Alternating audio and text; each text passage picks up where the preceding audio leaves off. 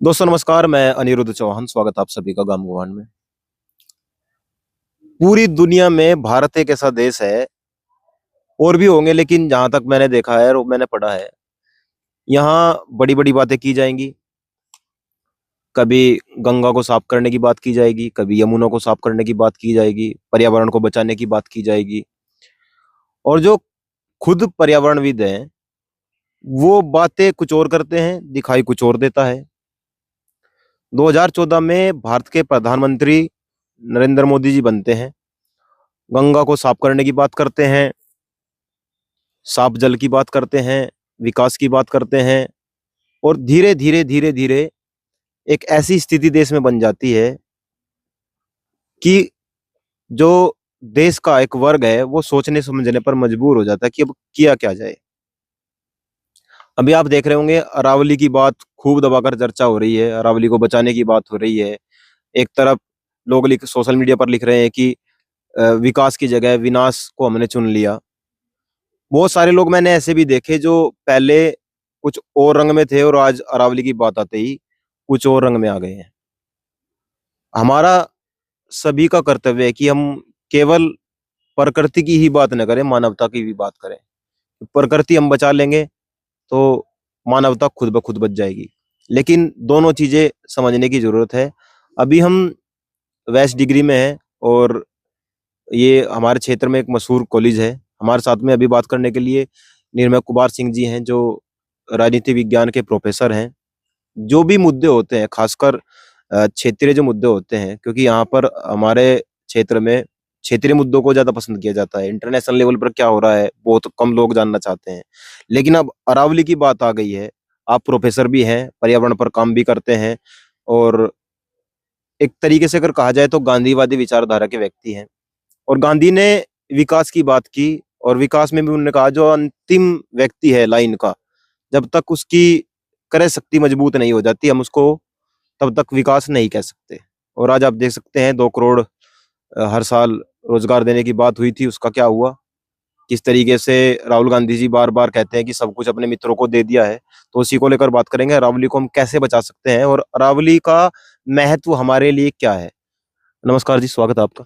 नमस्कार आपको भी, और धन्यवाद बातचीत का अवसर देने के लिए। किस तरीके से देखते हैं, अरावली की भी बहुत ज्यादा बातें हो रही हैं, आप किस तरीके से देखते हैं इसको? देखिए, जैसे कि आपने अभी गांधी जी की बात की और मेरा स्पेशलाइजेशन है गांधी जी पे, तो जहां ईसा मसीह कहते हैं कि पड़ोसियों से प्यार करो, गांधी उनसे एक कदम आगे जाते हैं और बोलते हैं कि हर जीव तुम्हारा पड़ोसी है। तो पर्यावरण का पूरा तंत्र इस सिद्धांत पे काम करता है और पूरा इकोसिस्टम इस पे काम करता है। तो अरावली की जो अभी बातचीत चल रही है वह हम सब के लिए संकट का विषय है, हम सबके भविष्य के संकट का विषय है। उस क्षेत्र के ही जीव जंतु के भविष्य का विषय नहीं है, बल्कि जब वो कट जाएगी पहाड़ियां, खत्म हो जाएंगी पहाड़ियां, तो अन्य जो पारिस्थितिकी तंत्र है, हिमाचल प्रदेश, उत्तराखंड, दिल्ली, गुजरात, राजस्थान, हरियाणा, इस पूरे इकोसिस्टम पर इसका एक बहुत बड़ा क्षेत्र प्रभावित होगा। तो हम इसको इस रूप में देखते हैं। इस जो अरावली पर्वत श्रृंखला का जो विवाद है वो 2002 से शुरू होता है। हरियाणा में खनन, अनियंत्रित खनन को लेकर विवाद उठता है और सुप्रीम कोर्ट उस पर स्टे लगा देती है। फिर बाद में जो इंडियन मतलब फॉरेस्ट सर्वे ऑफ इंडिया जो है, वो अपने सर्वे में, अपने रिपोर्ट में यह पेश करती है कि राजस्थान के बहुत सारे क्षेत्र में, खासकर अलवर का जो क्षेत्र है, उस क्षेत्र में बहुत सारे जो पहाड़ियां हैं वो गायब हो गई। गायब होने का मतलब कोई अदृश्य नहीं हो गई हैं, बल्कि उनका खनन होकर उन्हें समाप्त कर दिया गया है। तो अभी क्या था कि अलग अलग राज्यों में, जो गुजरात, राजस्थान, हरियाणा और दिल्ली, जो लगभग 700 किलोमीटर क्षेत्र में फैला हुआ जो अरावली पर्वत श्रृंखला है, उसको परिभाषा को लेकर एक अलग अलग रूल थे।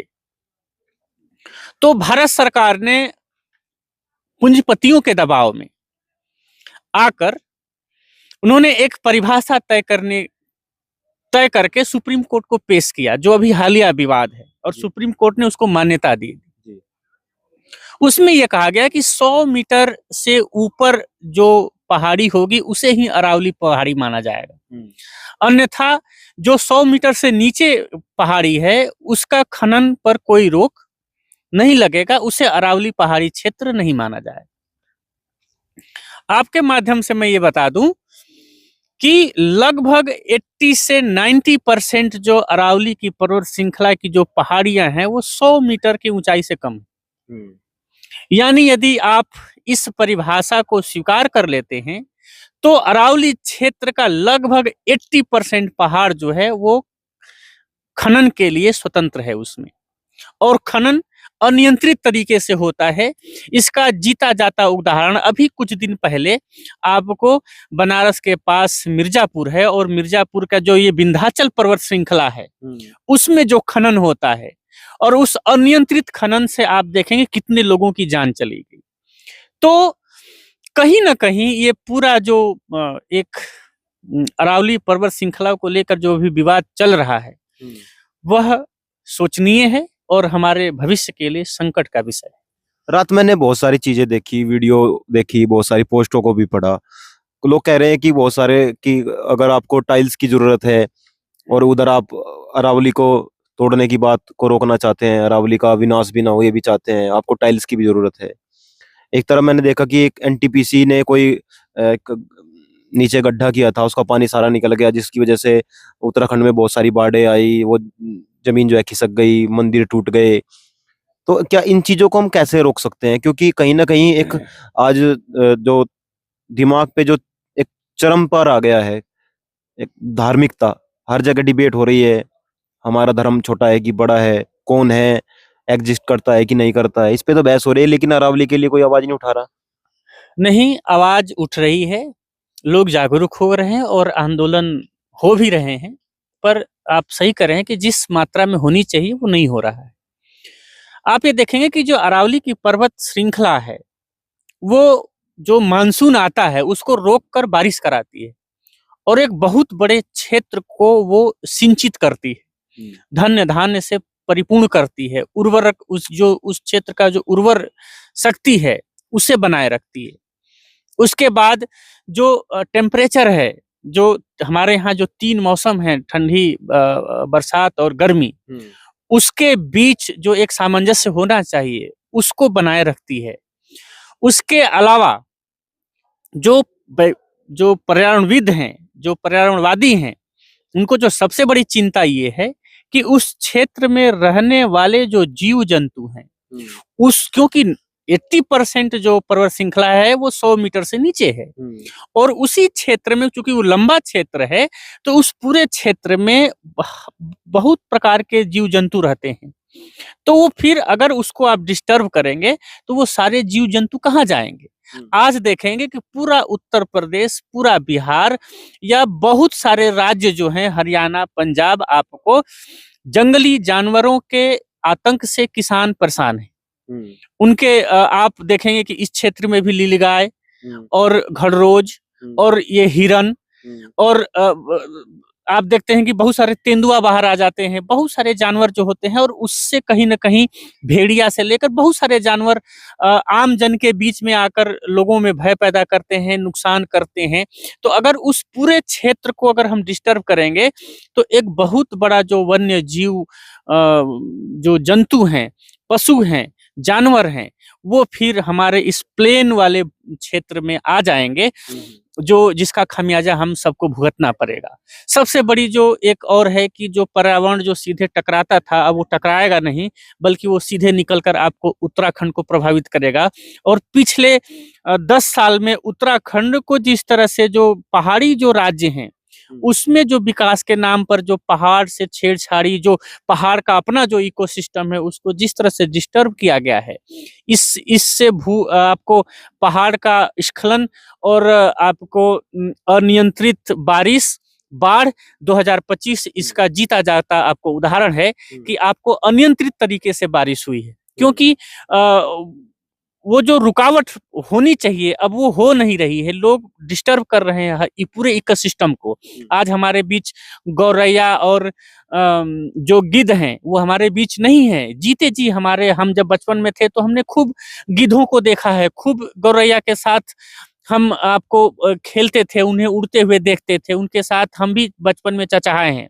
लेकिन आज का बालक जो है वो गौरैया को देख नहीं पा रहा है, गिद्ध तो उसके लिए सपना हो गया है।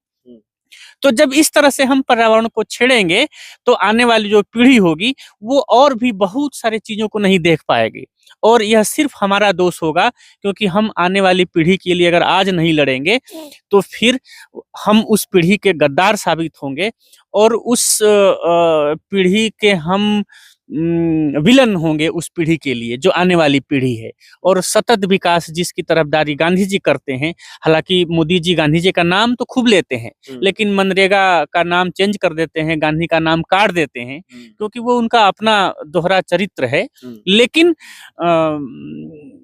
पर्यावरण को लेकर जो गांधी जी की सोच है, सस्टेनेबल डेवलपमेंट की जो बात यूएनओ करता है, भारत सरकार करती है, उसके नाम पर बहुत सारे पॉलिसी चलाती है, लेकिन एक तरफ आप वो कर रहे हैं, दूसरी तरफ आप अरावली की पर्वत श्रृंखला को खत्म करने पर आमादा हैं।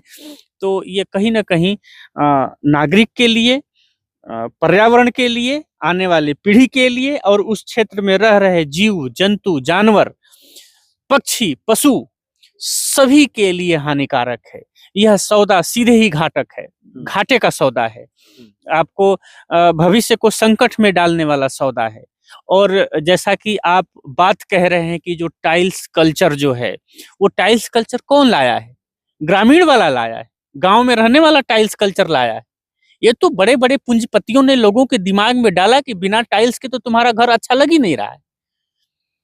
तो जिस माइंड को लोग आप इंस्टॉल कर रहे हैं लोगों के दिमाग में, तो वो गलती किसकी है? आप ही उसका ऐड कराते हैं ना, टीवी पे प्रचार आप ही करा रहे हैं ना कि ये वाला टाइल्स बढ़िया लगता है, घर में लगवा दो। तो ये जो टाइल्स कल्चर है वो आम नागरिक का कल्चर नहीं है, ये तो कैपिटल कल्चर है, टाइल्स कल्चर। तो ये तो उसी की चाल है, और उस चाल में की वजह से हम सब भुक्तभोगी बने।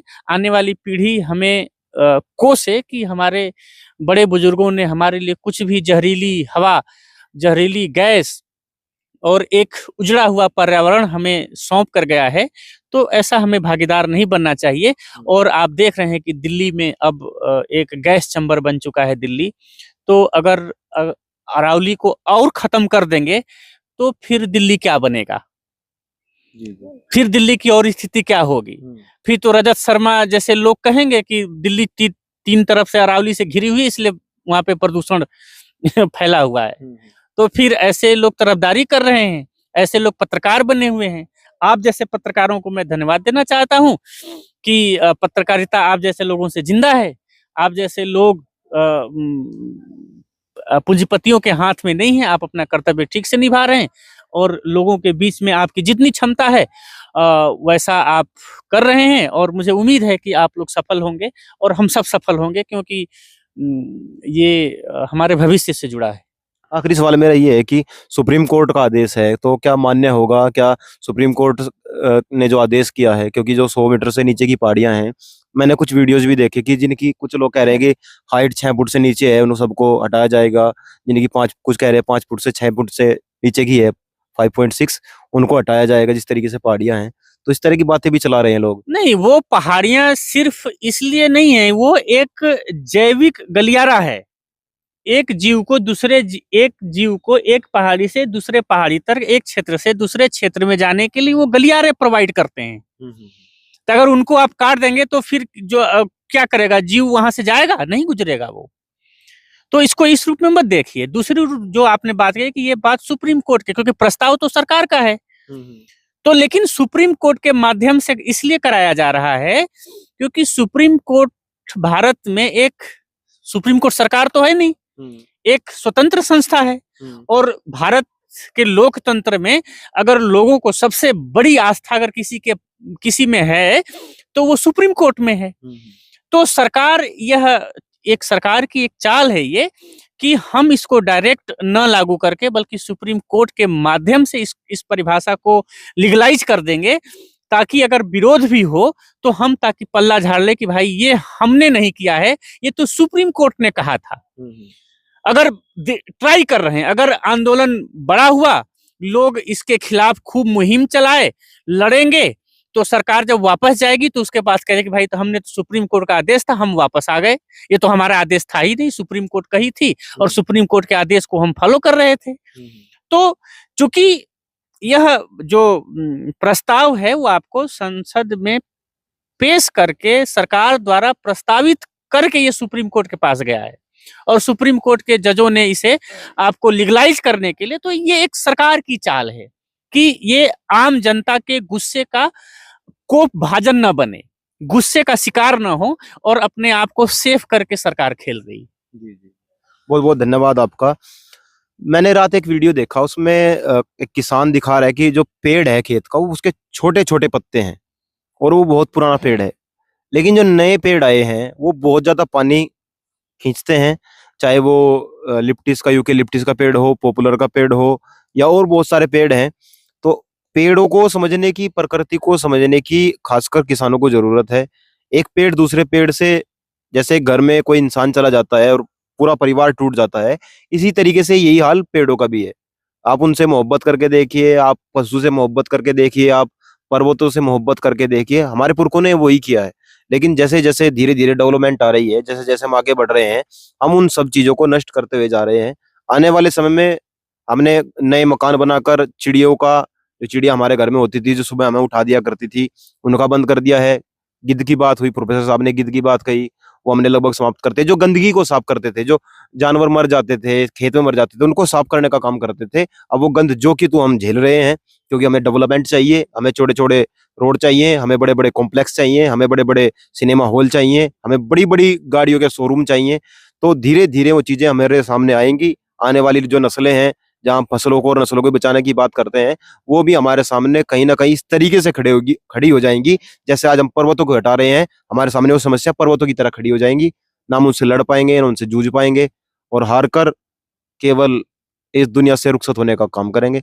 आज के लिए जिस तरीके से हमें समय मिल रहा है, ऐसे लोगों से जो समाज में एक बंधुता की भावना को, प्रकृति को बचाने की भावना को लेकर काम कर रहे हैं, ऐसे लोगों से हम ये निवेदन भी करते हैं कि और भी ज्यादा इन चीजों को उठाने की जरूरत है, ताकि, क्योंकि सोशल मीडिया का ये दौर है, तो इस दौर में हम इन चीजों को और भी ज्यादा तरीके से उठा सकते हैं। आप सभी का बहुत बहुत धन्यवाद। यूं ही गांव गवांड को सपोर्ट करते रहिएगा। जय हिंद, जय भारत।